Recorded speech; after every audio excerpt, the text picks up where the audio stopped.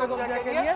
আপনারা দেখতে পাচ্ছেন যে উৎসুক নেতাকর্মীদের ভিড় আসলে গণমাধ্যমে কাজ করানো কষ্টকর হয়ে যাচ্ছে।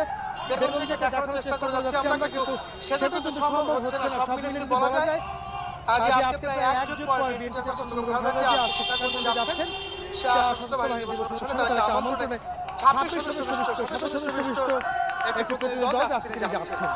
আমরা বলতে চাই যে 2018 সালের তিনি কারাবন্দী হলে তাকে কিন্তু আর প্রকাশ্যে কোনো অনুষ্ঠানে দেখতে পাওয়া যায়নি এবং তারই